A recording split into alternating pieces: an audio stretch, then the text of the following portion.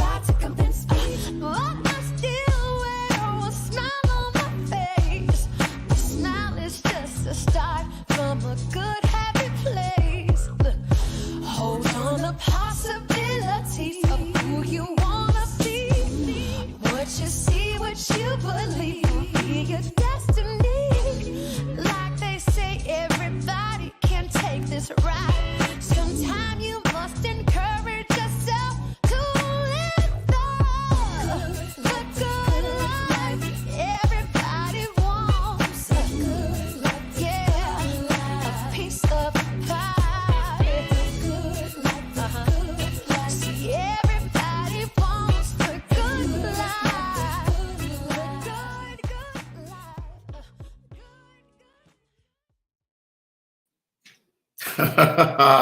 Hey everybody, how you doing? I'm Musa Jackson, and this is Ambassador Digital Magazine Live.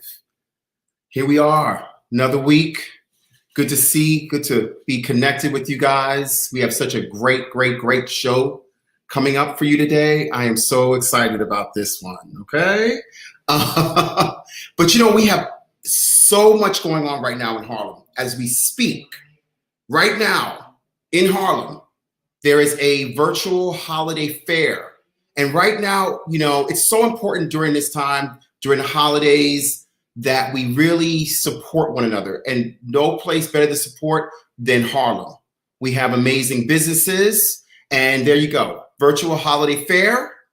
And my good girlfriend, Angie Hancock, the founder of Experience Harlem, has put together an amazing event that's literally putting all these businesses together. So I want you to go to Experience Harlem. I want you to purchase with a purpose. Put the money back into the community, help support local businesses. There's a lot going on tonight. I hear DJ Storm and Norman is spinning somewhere. There's also something happening tomorrow that's in conjunction with Shop Harlem, which is also connected to Maker's Mark. So let me show you what they gave me. They gave me this. It's a shop and sip. So they gave me a little gift box. Okay, see that? They like me. They like me. So here we are. Let me see what they got. We're gonna party. Oh God. Whoa. Look at this, guys. Okay, Maker's Mark. So this is what you guys need to do. You need to go to Experience Harlem. You need to sign up. If there's a link, there's RSVP. You need to go shop. There is a special cocktail. So I think if you purchase, you get a free cocktail somewhere. I think it's a great thing for date night, just hanging out with the crew. And you get to see some cool Harlemites. I will be hanging out. I'm going to grab a couple of my friends. Of course, social distancing. Of course, we're going to do the mask, right? But I think I'm going to be going to Ruby Vintage, right? But there's plenty others that are on that list. So I need for you guys to just like I said, support Harlem. It says here from December 11th through the 13th is a good time to just check us out. If you don't know Harlem, you can go online to our any of the virtual shops, and perfect gift stuffers, perfect time to really support local businesses and small businesses, especially now. Okay, which leads us, of course, into what's happening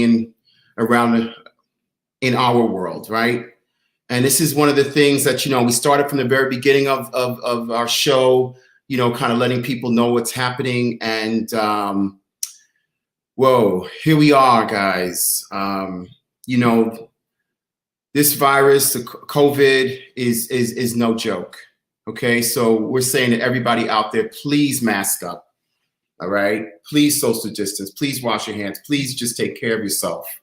Yesterday was the deadliest day on record. Over 3,000 lives were lost to COVID. And to put that in perspective, more lives were lost yesterday than at 9/11. Okay, so we're talking, you know, this is not easing up anytime soon, especially, you know, during the winter months. I guess that's when it's really charged, the second wave. And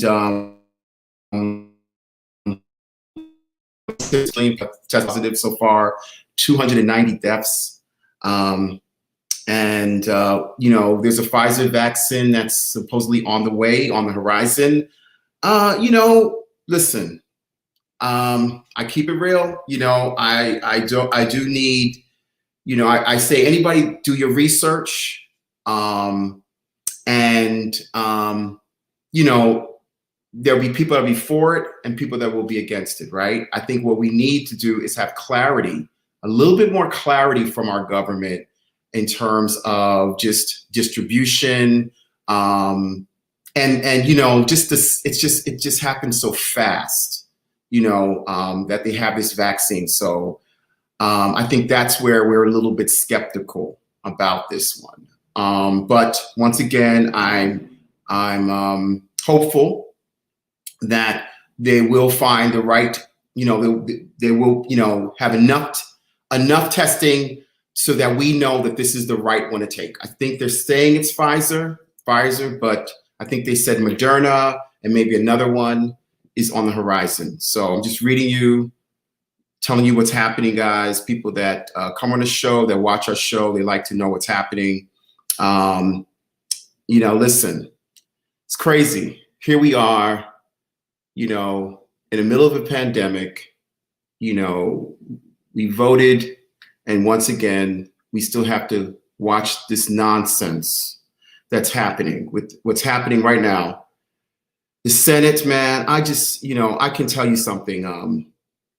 You know, I cannot wait for January 20th. I cannot wait for our new administration to come in, right? Before we do that, we also need to take an eye on Georgia and make sure that all of our Georgia folks go hard. We need those 2 Senate seats, okay? We have to get those Senate seats. We need everything. We need to have them be responsible again and be able to push things through. And in order for that to happen without any slip ups, we need those 2 Senate seats, okay? So that's where we are with that. I want to put it like this.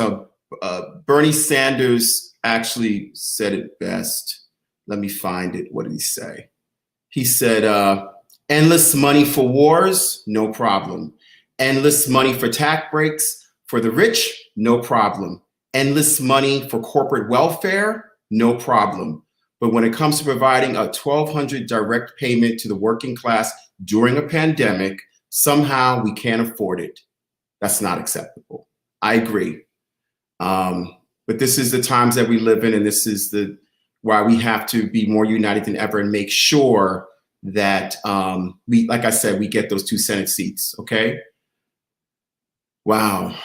I know there's a lot of news going on right now, but you know what's happening. I haven't been watching over the past 2 hours, but Brandon Bernard, who was only 18 years old when he participated in a double homicide in Texas, is scheduled to be executed tonight or today.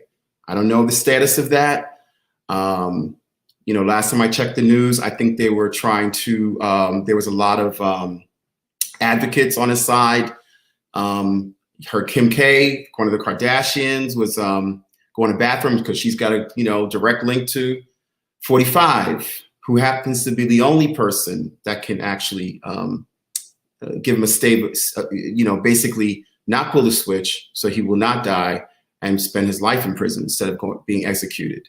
So I don't know the status of that yet, but, you know, when I heard about that, I just was, you know, my heart sank. He did not even pull the trigger. This man was just a part of it. I understand it was a deadly situation that happened. 2 people were killed, but to actually be executed for that when he wasn't the one that actually killed them. So we'll keep our prayers with that family. Here we are again, man. Here we are again. 23-year-old Casey Goodson was entering his home when he was shot in the back and murdered by the Columbus, Ohio police in front of his grandmother and 2 toddlers. And his Subway sandwich was mistaken by an officer as a gun. We just heard the coroner has ruled this a homicide. course, if you can even undo how I'm exhausted. As a Black man in this country, having to wake up every single day and see the senseless execution style violence perpetrated against Black men, Black people regularly. This cannot be normalized. It will not be normalized. We will not just go, okay, it's another death. No, we won't. Every Black man, every Black person matters. This young Black man mattered. He was walking, it was mistaken identity again. So you got my, anyway, that's what we do when we let everybody know what's happening in the world, okay? Just stay safe as best you can. Sending our prayers to that family, that they get the justice that they deserve, you know? And so anyway, we're on to something uplifting and positive. I'm, like I said at the top of the show, I'm extremely excited for you guys to, first question, how many people have wanted to know what it's like to go to the Olympics? I know I have. Well, you're about to find out. I have to bring on our first guest. He's a legend. He's an icon. He is a six-time Olympian.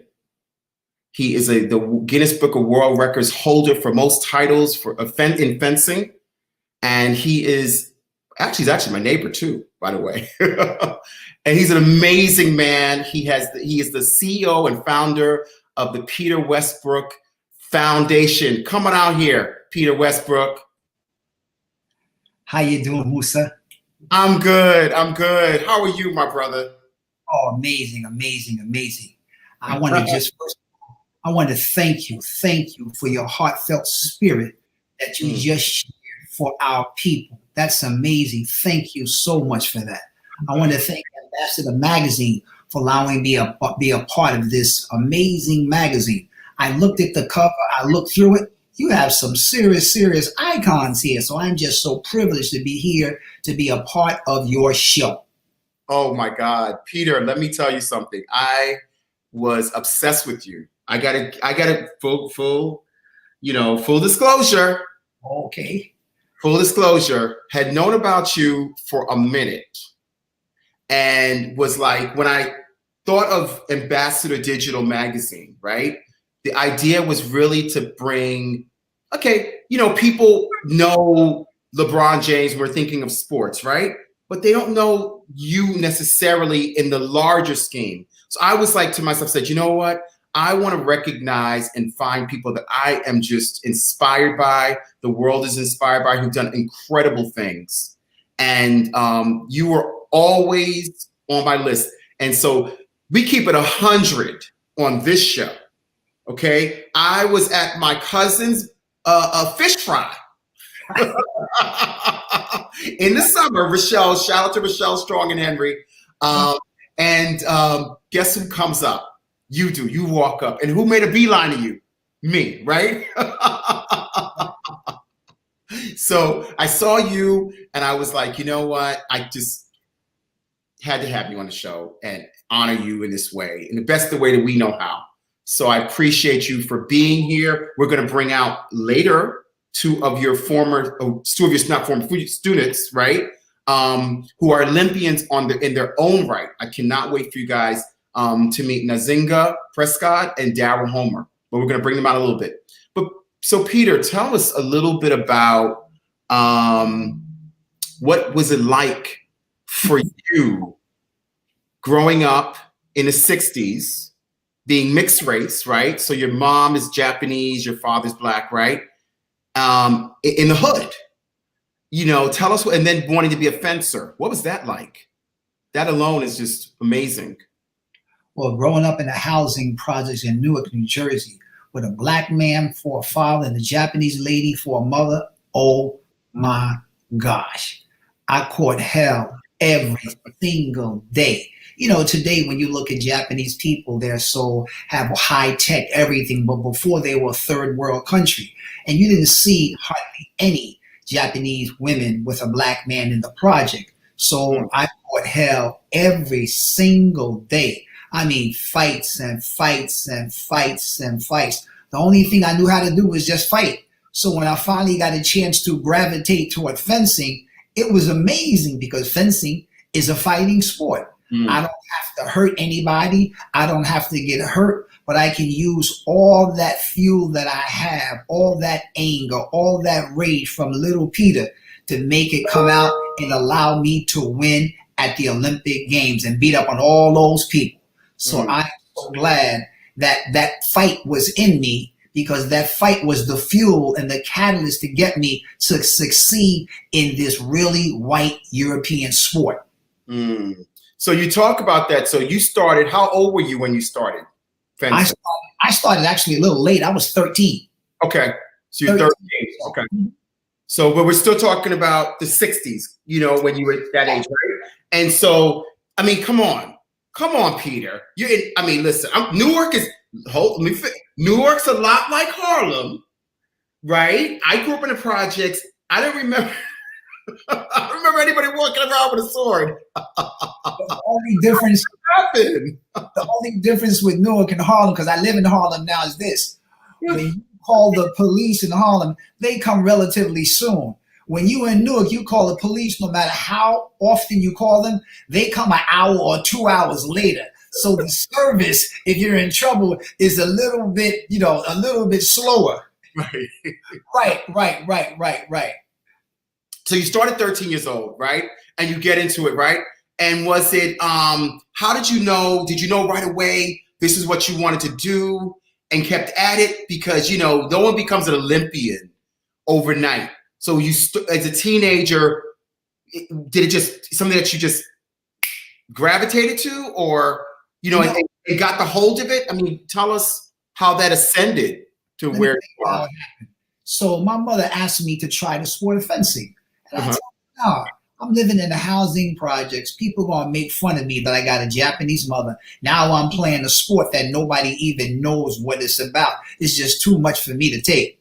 She said, listen, my family used to get involved in fencing, samurai warriors. I said, that doesn't do me any good. What does that do for me in the projects? So she said, I tell you what, I'll give you $5 to try it. Now, $5, you got to understand, in the 60s, it's like $25 to a kid today. So I just took the $5 and I went to this Catholic high school called Essex Catholic High School in Newark, New Jersey. I tried the sport. And you know what, Musa, what was amazing? When I went to the club, people doted over me. People said, my God, you got skills. My God, you got talent. And no one ever said anything about me that was great or good growing up, except my mother. And that doesn't really count.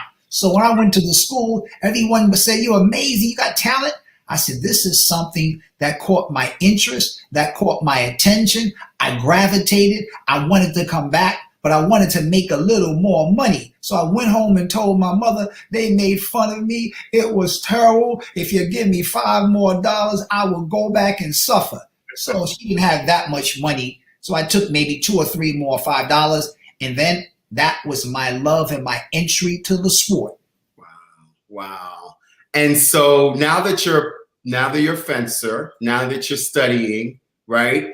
Tell us some other steps. So you went from, how do you go from there to now a champion or potential champion? You know what I'm saying? Like, how do we make that bridge? It's one thing to love the sport.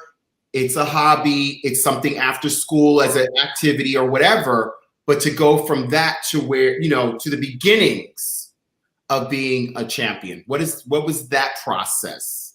Good, Musa. That's a very good question. And I'm going to answer later. That's why we started the Peter Westbrook Foundation to bridge that gap. But before I get into that, for me, when I was at Essex Catholic High School, I won the state championships. After that, I won a little more Next thing you know, I received a call from New York University. We would like to give you a scholarship to attend NYU. It was the Division I athletic school then. So they gave me a scholarship to attend NYU. When I went to NYU, that's when the doors opened. It's funny how God works. If I didn't have fencing, so many things would not have happened. So many doors would not have been open. So when I went to the New York NYU, next thing I know, they're telling me, my God, you got a lot of talent. You got a lot of skills. We want you to meet this master, this Hungarian master at the New York Athletic Club and the New York Fencers Club. I went to introduce myself to him. I didn't have any money. It's a very expensive sport to take those expensive private lessons. You know what he said, Musa? I'm going to give you free lessons from now on, next 10 years, and give you free membership to the club because I see this kind of talent that you have. And that was the opening of my door to begin my Olympic training at the New York Fencers Club and the New York Athletic Club. Okay, so you've got a scholarship, you're at NYU, you're at the New York Fencing Club. How many fencers there look like you? Let me just say this, I'm sorry? In those days, like, when you started, how many looked like you is what I'm saying. How many were black, brown people at that time? I think when I went to the club, probably just me and one other woman. At NYU fencing team, because we're in college, you had a few of us. You have a few of us in the NYU fencing team. I never forget this, Musa. One day, my coach told me, I'm going to give you free membership to the New York Fencers Club and the New York Athletic Club. So I remember one day me walking into the New York Athletic Club. This is a funny story. And when I went there, in the 60s, blacks were not allowed to be members, women were not allowed to be members, and Jewish people were not allowed to be members. So this is funny. I walk into the club, Musa. When I walk into the lobby, the whole lobby, 40, 50 people turned around and looked at me. I didn't understand. So when everyone looked at me, I turned around behind me. What is everybody looking at? You understand? And people kept looking at me, but there was no one behind me. So I didn't get it. So then I started looking at my shirt. What's wrong with my shirt?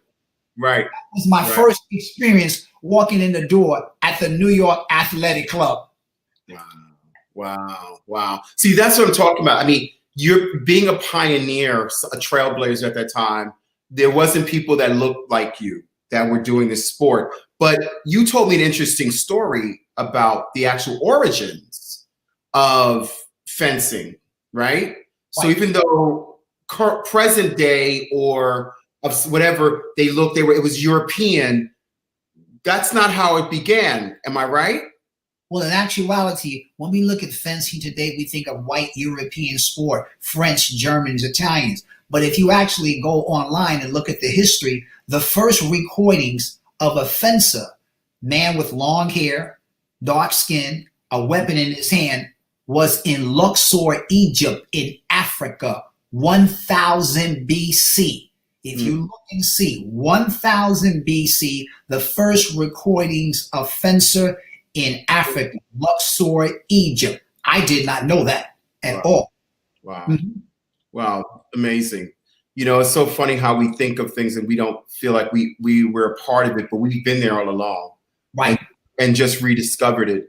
And so tell us about your first time going to the Olympics. That must have been amazing for you. What was that like? First of all, going to the Olympics is amazing. Tell our viewers. And what blew my mind was this. I live in this country, the United States, and we're about 12, 13% population, people of color. When I went to the Olympic Games, as soon as I walked in to the cafeteria, to the athletic arena, I noticed everybody, 80% of the people are of color. I did not know before I went to the Olympic Games by living in the United States. I thought people of color were a minority in the world. When I go to the Olympic Games, I realize people of color are a majority in the world, and white people, in fact, in the United States and Europe is so small, is a minority in the whole world. I did not know that. So it changed my whole perspective of people of color around the world. How beautiful, how magnificent, and we are a majority. And sometimes people find that a little bit frightening. I bet. Did you guys? Okay, so, so let me laugh. I understand. So when you go to the Olympics, right, and you know you do see people that look like you, was it an instant? Did you guys sort of have this sort of connection, even though you came from here and they came from there? Was there a sense of you know, of a connection between us? Black people that were there? Or separate groups? Just to give people understanding. Let me just say this. Something about Black people. I have an apartment in the Village. Let me just say this. And in the Village, I'm probably the only Black person in the building. And nobody talks to everybody. Most is a white building. Nobody talks to anyone. And I talk to everyone. When I'm in Harlem, every day I walk down the street. How you doing, brother? How you doing, sister? There's something about our camaraderie, our love, our connection, our struggle together. So when I went to the Olympic game, that same connection is with people of color all around the world. How you doing, brother? From France, from Italy, from Germany, from Spain, from the Middle East, everywhere. There's always a connection. So sometimes there's a language barrier. A lot of people speak English, but that connection breaks down all different barriers. And our color that we have, this sounds amazing, Musa, brings us all together to share that light that we have. So it's just amazing to walk in the opening ceremonies, to eat the food, to watch people in track and field, all kind of fields. And we are all part of the same circle. Amazing. People of color around the world. We are of the same majesty, the same glory, magnificent, beautiful, handsome, good-looking men and women, just trying to do the best that we can and come home with some damn success. Right. But you've had success, my brother. You've been there 6 times.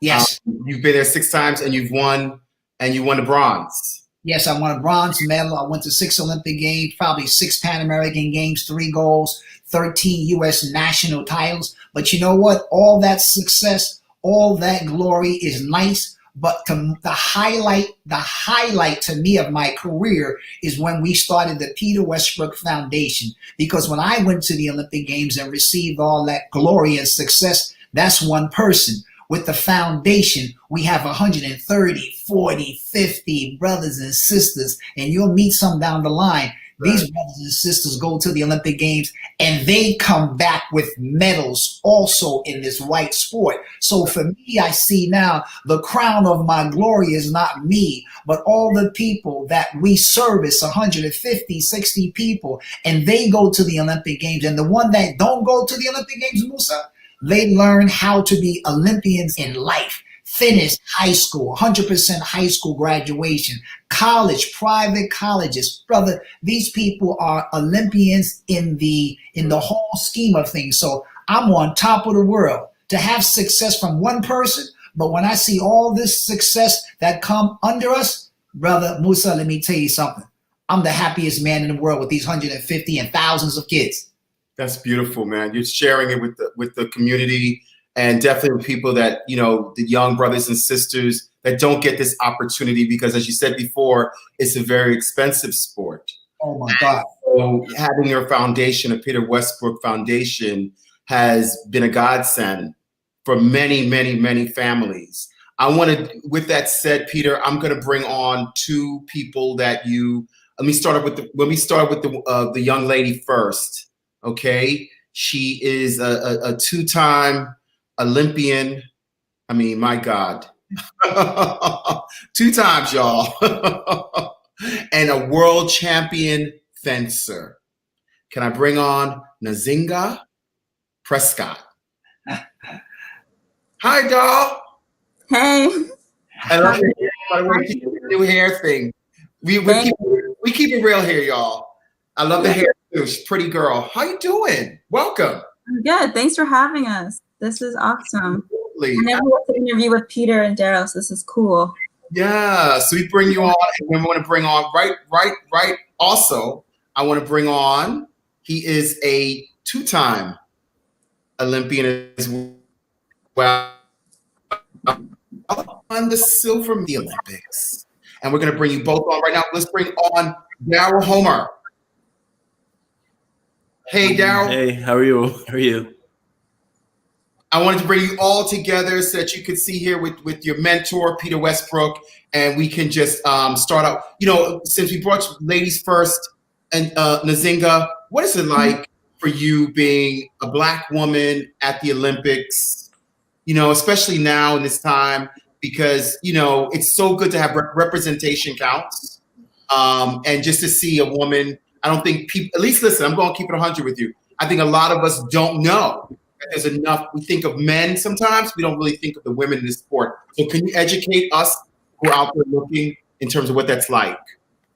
Yeah, being a woman in fencing, I mean, it's been my experience, so I haven't stepped outside of it so much, but I feel like representation is so important. And so if I can be a person who recruits more girls to participate in a sport like fencing, that's critically thinking demanding, like for your mental, physically demanding, emotionally demanding. And you develop so much of your character through the sport, not to mention like the tangible opportunities like jobs, the networking you have access to, the academic opportunities, all those things. If I can be a figure that represents that and increase access to sport, then I'm happy to do it. And that's a lesson that is long ingrained in me from being in Peter's program. I mean, Peter has taught us so much about giving back and how important it is to contribute to the next generation. So thanks, Peter. And Daryl, Daryl, my brother. Yes. You know, we see you. You're killing it. What is it like? What has it been like for you? What does it feel? Okay, we were talking about. We had an interview. People I don't know the other day. And, you know, you're, you know, being in this pandemic right now, right? How is training different for you? Or your training? Because I think people understand the process. Oh, Marva says hi. Yeah, Marva. Hi, Marva. We do all the highs. We do all the waves. Jennifer, Nayata, I see my cousins on there. Courtney, we're coming to you later. Casey, Steven, we see y'all. Rhoda was there earlier. Okay, go ahead. Yeah, so how has training changed? I mean, it's challenging. I think that when the pandemic first hit, we're all, Peter, Nzingha, and myself, are all hardwired to just keep going. And, you know, not necessarily, you just think the Olympic Games can't be moved. So since that's happened, it's pushed back a year. You know, it's just a little bit of a struggle with no competitions and you don't have the same feeling when you're competing with people in Europe and you're traveling and you have like consistent benchmarks. So I think that right now it's just being patient and committing to, you know, practice and growth every day and kind of just like living life as it is. Because I think the one thing about the Olympic Games is that people don't really understand is you literally map your life out over 4-year periods. So where most people talk about living day to day, you're considering a goal that's 4 years away, and that's 90% of your focus every day still. So it's a different experience for it to be pushed back a year, but I'm maintaining, so I'm happy with that. Mm-hmm. And you know, one thing that Peter mentioned was what he teaches with fencing, it's about life. What fencing, you know, what is one of the rewards that you've gotten from fencing? I'm going to ask each one of you that. We can even start with, we can go with whoever wants to grab that. What has been the reward for you guys beyond just going to what have you gotten from that, from fencing? One of the rewards. You want me to start? Yes. Well, what I've gotten from fencing is this. It's first of all, it's a one-on-one sport. Mm-hmm. Most of the time in fencing, when you're fencing before you become a champion, you lose more than you win. In life, before you became Musa Jackson, the famous Musa Jackson of Magazon, you would lose more than you win. So in fencing, you learn how to lose, you learn how to get up, you learn how to fight, you learn how to keep on persevering. That prepares you for the same things in life. In life, you gotta push, you gotta get up, you gotta persevere, you gotta go to school, you gotta work that program, you gotta go to job. So fencing to me is the exact parallel of life, where it teaches you how to struggle, it teaches you how to struggle in life, how to fight in life. And the main thing is, when you lose, you always get back up and you always get back in their fight. I was with Daryl last night, and Daryl lost the bout. Oh gosh. Look at that. Look at that. I don't have any tea around. Spill it. Yeah, he very rarely loses. Now, when you said something, people didn't realize, they didn't hear because you got blanked out a little bit. Daryl is the silver medalist at the Olympic Games, individual silver medalist at the world champion. But I don't care how big and bad you are, everybody got to lose. So when he lost to somebody last night, which is a good fencer, and somebody beat him, he got beat. And I told him the same thing I'm telling you. You take your licks, you feel bad, you get you build yourself up, and you get back in that arena and you fight a little better. So I was glad that Daryl lost. You know why? Because he got to get up and fight like everybody else. Sometimes when you win so much, it's not good. You got to have a little struggle in your life to make you strive a little higher. So I'm so glad Daryl lost last night, Musa, so he can strive a little higher and keep on fighting. How you like that, Daryl? Well, I'm going to let Daryl respond. All righty. The funny part about that story is I drive Peter Homer Wednesday nights, and he's just talking to me, and finally, I'm really upset right now. I'm like, I'm really upset. Like, I'm not in a good mood right now. And then, so I spent, and this is like part of the mindset we all have, but I was upset last night. I was upset when I woke up this morning, and I practiced at 9 a.m. this morning, and then it left me after a 2.5 hour workout. I'll be okay. I'm good now. But it's something. It's almost irrational. Like, it's a practice bout. It doesn't matter, but still you obsess over things. And I think probably the thing that fencing has taught me the most is how to succeed. Like Peter said, I'm really someone who fundamentally believes that anything. Once you've cracked the code for success into being great at something, it's just applying that in different ways to different things. Fencing has shown me, you get beaten down, but how to kind of put my mind together in a way that allows me to take steps slowly to get where I want to be long term. So I think that's the biggest thing I've learned. I think another thing, you asked me the other day about fencing being an aristocratic sport. Right. And I said, I think my answer was something along the lines of like, fencing teaches you a lot of poise. It teaches you how to hold your emotions constructively and put them into a space constructively. It teaches you an art form and combat. So for me specifically, I think that it's kind of made me a more, it shaped me and chiseled me as a person. To be able to kind of live life in a very constructive way. And I think that's the biggest things I've taken away from it. Wow. Nzingha, what do you think? I agree with both of you guys. I think in fencing to get better at it, you have to like take yourself out of the picture and find the right strategy. So I think a lot of times, like if you're when you're upset that you lose, like the most productive way to figure out how to win is to like think about the strategy and not be so upset that like it's you think it's a you thing. It's like it's a game thing, it's a problem solving game. And I really feel like fencing equips you with like those kinds of tools to problem solve and like not get so emotionally like down. You figure it out, just like in Daryl's practice today, he figured it out. He found a solution to work around whatever was getting in the way in his last bout. But I think another, I would say for me, I think it's a sense of purpose. Like you wake up every day and you have something that you're working towards all the time. So I think that's unique in people's lives, to have something you're passionate that you care about and that you are working towards it every day. And like your whole life is centered around it. So I really feel like that gives you an opportunity to develop your best self. And so I think, yeah, that's one of the best things about fencing for me. Good one, yeah. I gotta say something about Nzingha.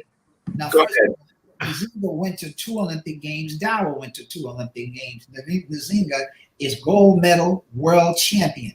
But she probably will not be going to this Olympic Games. And that, first of all, just to go to 1 is like unbelievable. To go to 2 is just phenomenal.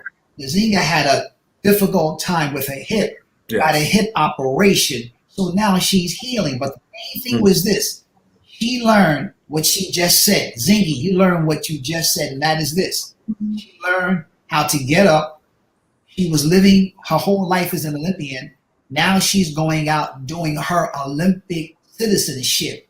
She's teaching fencing in a park. She's working with different organizations. Now she's working with local government, maybe pretty soon national government. So she is just putting that same Olympic spirit, instead of in the gym, now it's in a different arena. So I'm so proud of what she has done. Look at her right there, Nzingha. You have blonde hair then too. I thought you had blonde hair. I think what's cool about fencing too is like you get constant feedback. Like, you know, if you're doing well, you lose the touch or you win the touch. And when you leave sport and you don't have that competitive gauge to self-assess, you kind of don't know how well you're doing. People aren't going to give you feedback constantly. And in sport, it's either your coach or yourself, or you're getting hit. You know, you're not doing something right. So I think that's another challenge. Like, as you exit sport, it's just like, dang, am I doing a good job? I don't know.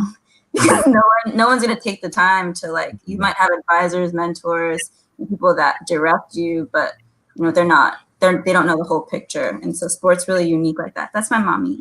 Oh, wow, good. Hey. Nzingha, I got a question for you. I know I saw another picture with Barack Obama with you. And when the picture you showed me at the Olympics, he was really hovering over you. I mean, hovering over you big time. Yeah, I purposely didn't send that picture. What did he actually say to you when he was 1 inch from you? What did he say? I always wanted to ask you that question. He said, I'm proud of you. He said the same thing he said to Daryl, I'm sure. I'm very proud of you. Congratulations. Now, he wasn't that close to Daryl like he was to you. Not like that. He wasn't like, wow. Wow, that's awesome. You show Musa that picture. You show Musa that picture one day. I'll show him another time. Okay, that's beautiful. Sound like he said, baby, baby, baby. Y'all know, anybody that knows Peter for 5 minutes, you know he got jokes. Joke. He got a lot of jokes.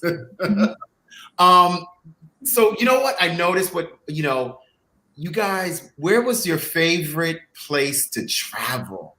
I know it affords you the opportunity, hey, we're all stuck here in this place right now.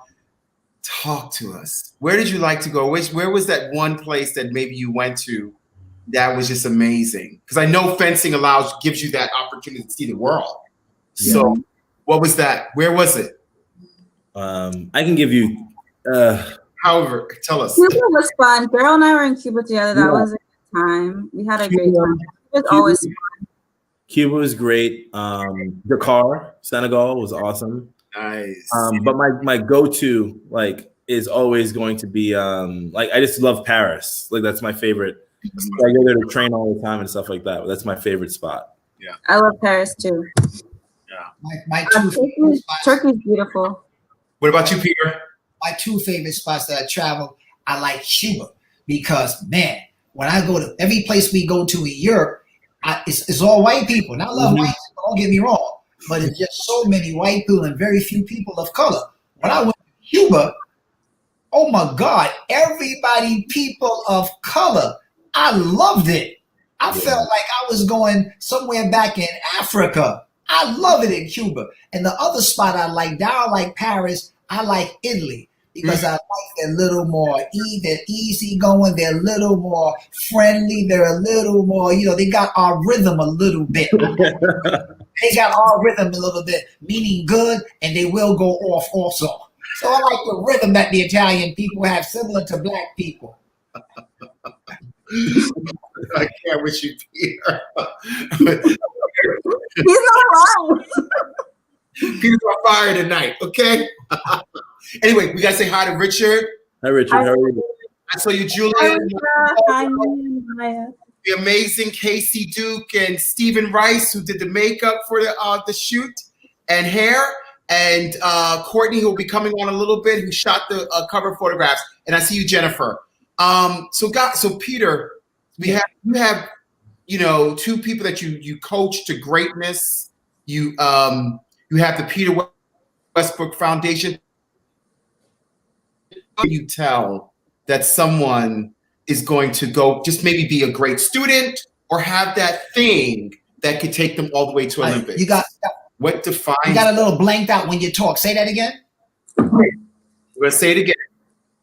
We know you have the Peter Westbrook Foundation, right? And these, Nzingha and Daryl, you saw something in them as young people. But when you have your school and you're looking at the young people, can you tell who's going to go to the Olympics, or that's just, I don't know. Can you tell right away that kid has it? No. Okay. We look for people that are dedicated. We look for people that have a lot of love to commit to the sport, and we look for people that got a little talent. So if you got a little talent with a lot of dedication, you'll be extremely successful. If you have a lot of talent with a little dedication, I'd go with the little talent with a lot of dedication. But before I talk about the kids, I just saw Richard Orby Austin. Richard, my man Richard, he got a wife. Musa, let me tell you something about his wife. He got a wife named Lisa Orby Austin. And what she does, this sister's bad. First of all, she got hair like Nzingha. So I'm already liking her. But number two, a psychologist. And what she does, Musa, she comes and helps our children developing their career. She talks to Dow. She talks to Nzingha. I met with her today. She talks to so many of our children, guiding them with career, sometimes personal struggles. She's a licensed psychologist. And this is the highlight. I said, Lisa, can we pay you? No, I got to give back. You give back to the foundation. I'm a part of the foundation. Lisa, you're seeing about 10, 15 of our kids. What can we do? She never takes money. She does it for free. I love that kind of PWF spirit. Getting back to you about how do you see kids and how do you pick out talent?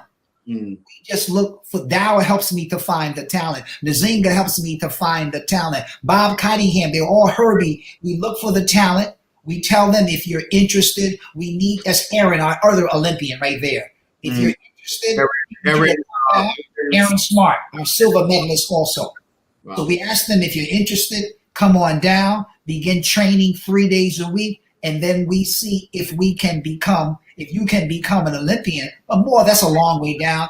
If you just can begin to show your greatness. That's what we're looking for. We're looking to make sure their greatness comes out. And that's what Daryl helps me to do. Nzingha, Aaron, Bob Cunningham, Herbie, bring out the greatness in our children. Amazing. I mean, I think everybody watching,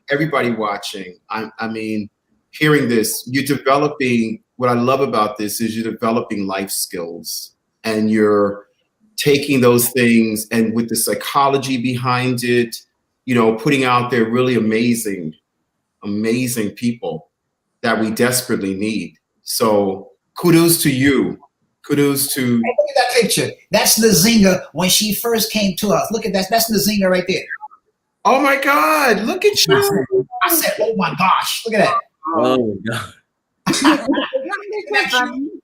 So Wow. How old was I? This was the first end of the year celebration. I was 9 or 8 years old. I was 10. Yeah, I don't think so. Wow. People don't talk that way when they're 10. You probably 8. I was 10. Beautiful. That's beautiful. A nice award. Yeah. Daryl came to us when he was about 9 years old. He was a bad kid. I wish I had a belt so I could spank him. Yeah. But we don't do that to our children. He was a bad boy, but that bad spirit in him, we develop and we turn that bad spirit into a good spirit, and that's why he's the great Olympian that he is. But I wish I was his father just for 2 days, Musa. Really put him in check. Oh, more than that. You remember any of this, Daryl? I do. You were that, so we can all nod our head. You were Right.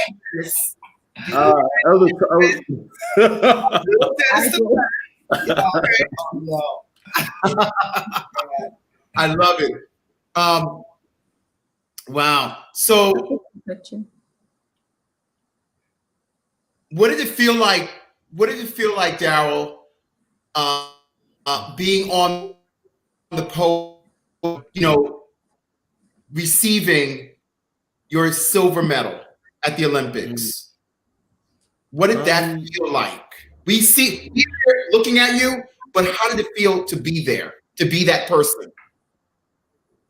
I mean, I think you just feel I felt very like lucky, number one, and like overwhelmed. And I say the lucky part because the medal is like a physical thing you get to take away, and I'm not even trying to be like humble or something. It's really like on that day, everyone prepared really hard. Everyone fought really hard. Everyone went through a struggle. And like for you to leave with that, it feels like you got blessed a little bit. And I think a lot of people who aren't familiar with the sports just look at it clearly as like winners and losers, but it's like fractions of inches, fractions of seconds. And like, it's anything can happen on that day. So for things to break for you, you're just kind of humbled.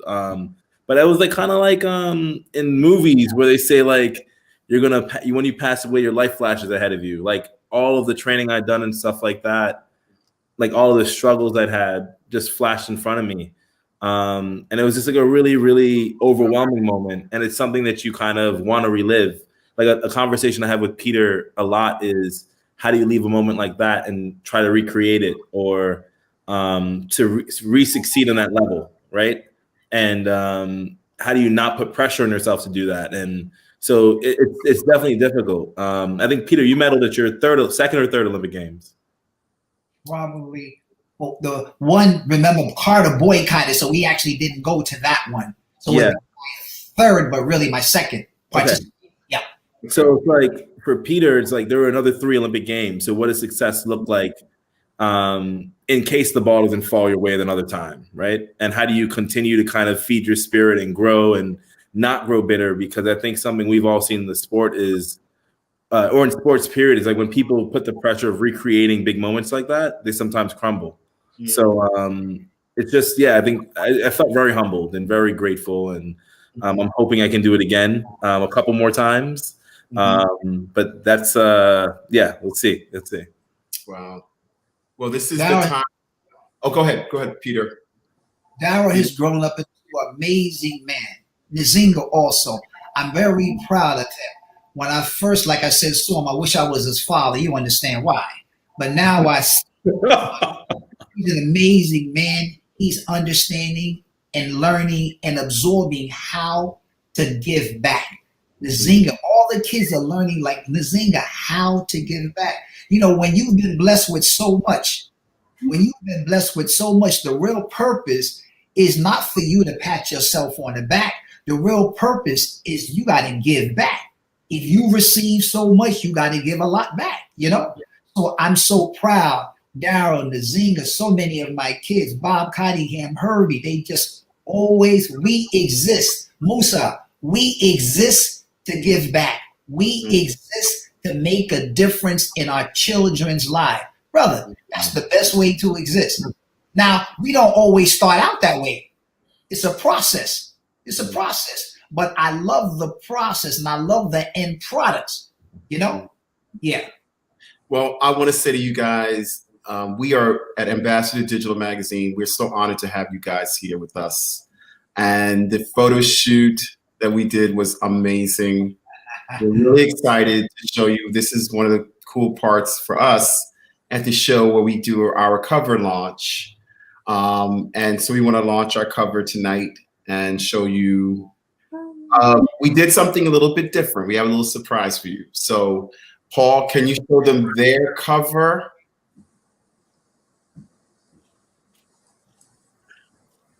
Oh, shoot. Oh, cool. And there's your cover. Love it. Yeah. Thank you. He looks serious. We wanted something that really captured just the, the majesty, the spirit of who you are. And I love this photograph. I'm going to bring Courtney on as well to talk about it. We have Courtney, who is with us, who, captured this. But you want to talk about it a little bit, Courtney, what you felt when you were taking the photograph? Sure. I didn't even realize I was in the room. I'm sorry. How you guys doing? Hey, Courtney. How's it going? So basically, I want to say, like, within our community and our culture, we're not really, I want to say, hip to fencing. So when you first told me about it, I was like, okay, that's interesting. And I have like a passion for martial arts. So I was like, I'm down. I'm on board. Now I didn't know what to expect. Even watching interviews prior to the shoot, but when I got there and I experienced, like, the training ground, so to say, and then the energy between everybody, I was like, I'm really here for this. I'm really here. So, like, I'm just honored that Musa, chose me like a Pokemon, threw me out there, and we got this done. Like, I'm really, hold on, I'm choking up my words. Hold on. I want to say I'm just honored to be a part of this, and I just want to lend the world my eyes for 1 second and let them see what we experienced that day. Okay, I'm end it right there. I'm gonna do a poem. I ain't trying to do all that. You did a great job. Thank you. Thank you. We have a special little surprise that we wanted to share with you guys as well. Normally we don't do this. We did a double cover. Awesome. There's no way I could not had to give props, because Peter, and I feel like I can speak for Daryl and Nzingha that you are a legend and you are an icon. They will be legends and icon one day. Okay. And we here at Ambassador Digital Magazine, we give our flowers, we give you a cover. And so this is special for us. We don't do two double covers very often. This might be the second one ever for us, but we wanted to really honor you and have something so beautiful for you, for your wall, for your postings and the whole nine, as well as for Daryl and Nzingha, because we have beautiful editorial shots as well as more pictures share. And but we wanted to give you this. So thank you so much, Peter, for all you've done for the art of fencing and for the young people. For the young people, I'm looking at these beautiful adults. They're adults, and you knew them when they were little. Mm-hmm. And look at that. Mm-hmm. Anybody watching? Casey, am I right? Jennifer, am I right, guys? Richard and the rest of them, Paul. When I look at these two and I say this is beautiful. Seeing those two, seeing what you do, Peter Westbrook Foundation. So if you can, anyone watching, you want to share this, be a part of Peter Westbrook Foundation, see how you can get involved. Maybe anybody has companies out there, they want to make donations to them, because this is what comes out of that. Whether they go to the Olympics or not, really what we learned today was that they become amazing people, and we need that. And I really appreciate you.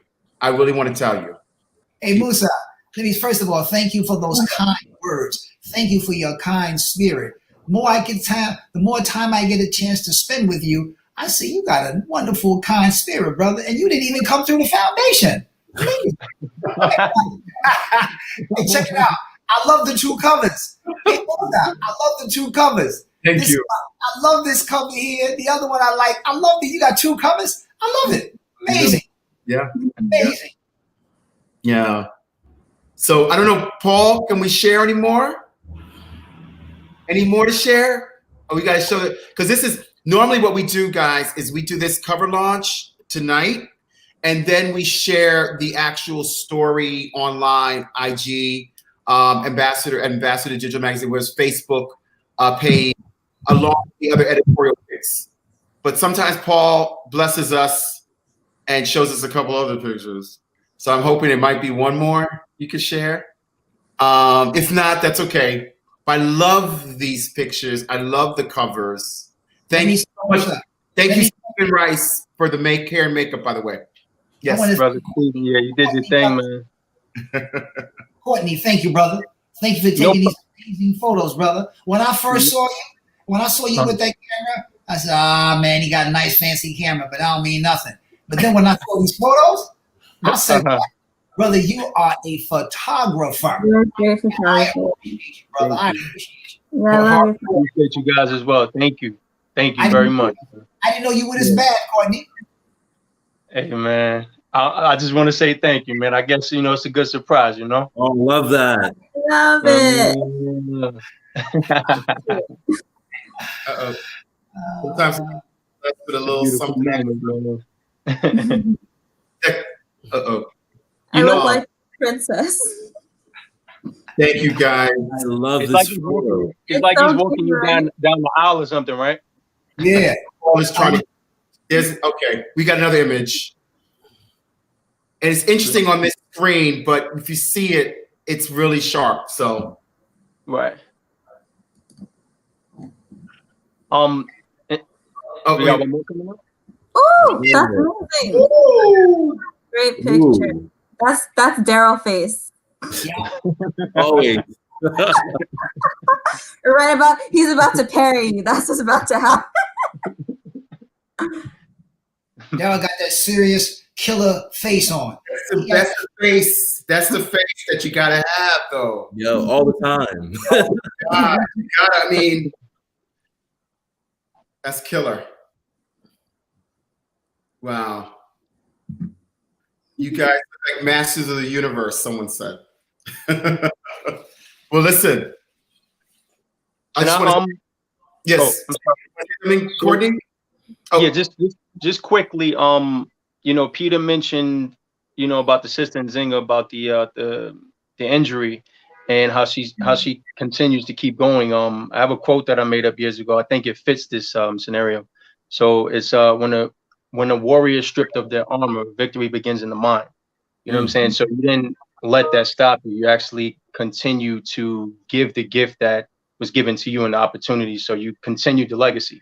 So, you know what I mean? So I really, because when I heard about it, I thought to myself, I'm like, maybe she should teach women, like a group of women. I didn't know you were actually teaching, out in the parks and stuff. So I think that's pretty cool. And Thank you. just keep on, like Eddie Kendrick said, keep on trucking. You know what I'm saying? I appreciate it. Courtney, say that again. Say that thing again. When your armor, say that again. Oh, when a warrior is stripped of their armor, victory begins in the mind. Okay. Nice. You can have that, man. Use that, man. Run with it. I love it. I like it. Thank you, brother. I can say you're all warriors and you're all victorious in our book. And, yes. And we so appreciate you guys for really being here and dropping some science also on the sport of fencing, what it's like to go to the Olympics, just all of that. We're really digging this, y'all. So we really appreciate you guys. Just want to let you know that. Continued success. Nzingha, you are a goddess. You are a warrior. Please let people know how we can find you, how we can, send our children to you. Daryl, we will be watching. We are behind you. We are there with you. When you are on your way to the Olympics again, we are there with you, man. Yes. Musa, yeah. we will be, it's nothing guaranteed, but it's probably looking that we're going to be blessed. When you have a bad man like Daryl, then we have another bad man like Curtis, then we have another bad man like Yazer, then we will probably be blessed with minimum 3, 4, or 5 Olympians going to the Olympic game. That is just too What hard. about the women? I'm sorry? So what about the women? Oh, for sure. It's going to be Iman or Kamali or you understand those girls. But we're going to have a bunch of brothers and sisters. And I'm just so proud. I'm so thankful. And Musa, before we go, thank you so much. I didn't realize what an amazing man you are. I didn't realize what an amazing magazine this is, Ambassador Magazine. I am so privileged to be a part of your amazing Ambassador company. I didn't know this. It's amazing. I love it. I love it. Thank you. Thank you. You are all ambassadors. You are all ambassadors. That's why you're there. You are ambassadors for this incredible sport and ambassadors to the culture. And so we just say thank you from us. And you'll be seeing more pictures. Like I said, guys, look out for it. As you guys always know, we drop our cover and the cover story on Saturday. So you'll be able to see that, view it. And we just want to thank everybody for tuning in tonight. We always appreciate you guys for tuning. Stay safe. Keep loving one another. And, and I thank you guys once again. Paul, thank you for your genius. Thank you, Paul. You did your thing, man. Always your creative team. The creative team I have is an epic. So I'm blessed. Hey, Paul, thank you, brother. All this amazing footage, this photos, and how you put it together. Thanks, Paul. I can't see your face, but I do know what you look like. You the man, Paul. You the man. He always kind of drops in at the end. He's like I always say, like on the Tonight, Paul Schaefer, I got to go home. Here he comes. Hey, Paul. What's up, Paul? Paul did that and then he'll quickly leave. So cute. This cover is boss. Thank you. I love it. Oh, so happy. Yeah. And once you see it, it's funny because on my screen it's so dark, but when you see it on your, it's really clear and sharp. It's nice. Beautiful. Courtney, you killed again. Thank you, brother. Thank you, Courtney. Thank you, brother. Thank you, Courtney. Thank you. So we're just going to say thank you guys for joining us tonight. Once again, we'll see you next week, next Thursday. Stay safe. Love one another. We're out. This is Musa Jackson for Ambassador Digital Magazine signing off. Have a good night.